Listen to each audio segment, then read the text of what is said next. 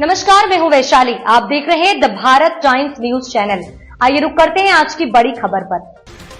Operation सिंदूर की सफलता के बाद भारत के सांसदों का एक प्रतिनिधिमंडल विश्व के कई देशों में पाकिस्तान द्वारा प्रायोजित आतंकवाद के खिलाफ जागरूकता अभियान चला रहा है। यह अभियान आतंकवाद की सच्चाई को दुनिया के सामने उजागर करने और आतंकवाद के खिलाफ एकजुट होकर लड़ने के लिए बनाया गया है।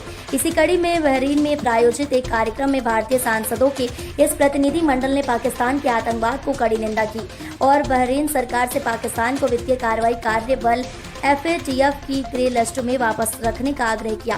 पाकिस्तान के प्रायोजित आतंकवाद का भंडाफोड़ अज़दुद्दीन ओवैसी, जो ऑल इंडिया मजलिस-ए-इत्तेहादुल मुस्लिमीन AIMIM के प्रमुख हैं, ने बहरीन में इस्लाम की असल तस्वीर पेश करते हुए कहा कि आतंकवाद और हिंसा का धर्म से कोई संबंध नहीं है। उन्होंने स्पष्ट किया कि आतंकवाद को धर्म के नाम पर भड़काया जाता है ताकि लोगों को भ्रमित किया जा सके और राजनीतिक और सामाजिक फायदों के लिए उनका शोषण किया जा सके।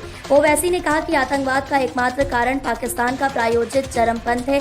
उन्होंने कहा कि यह समय की मांग है कि विश्व समुदाय पाकिस्तान के इस नीतिगत आतंकवाद को समझे और उसके खिलाफ ठोस कदम उठाएं।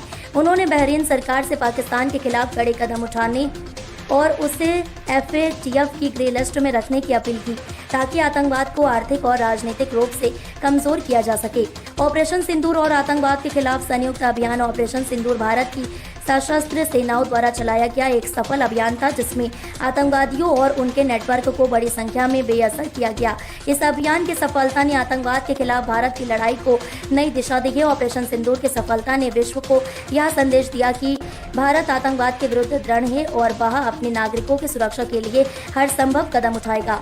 ऑपरेशन सिंदूर के बाद भारतीय सांसदों का यह प्रतिनिधिमंडल विदेशों में जाकर आतंकवाद के खिलाफ सच बताने का कार्य कर रहा है। यह अभियान केवल आतंकवाद के खतरों को उजागर करने तक सीमित नहीं है, बल्कि विश्व समुदाय को पाकिस्तान की भूमिका से भी अवगत कराता है।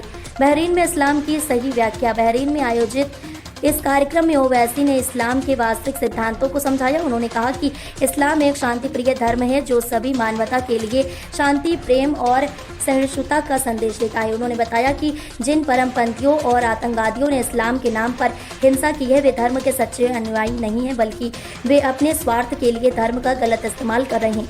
ओवैसी ने कहा कि आतंकवाद की जड़ें नफरत, असहिष्णुता और राजनीतिक हितों में है, न किसी धर्म के सिद्धांतों में। उन्होंने विश्व समुदाय से अपील की कि वे आतंकवाद और धार्मिक कट्टरता के बीच अंतर समझें और धर्म के नाम पर हो रही हिंसा को समाप्त करने के लिए ठोस प्रयास करें।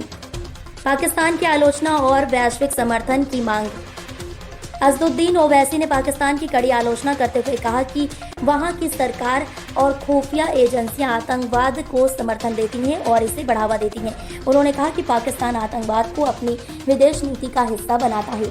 ओवैसी ने बहरीन सरकार सहित अन्य विश्व समुदाय से अनुरोध किया कि वे पाकिस्तान को FATF की ग्रे लिस्ट में बने रहने दें ताकि पाकिस्तान की वित्तीय गतिविधियों पर कड़ी नजर रखी जा सके और आतंकवाद के लिए फंडिंग रोकी जा सके। उन्होंने कहा कि यह वैश्विक स्तर पर आतंकवाद को कमजोर करने के लिए जरूरी कदम है।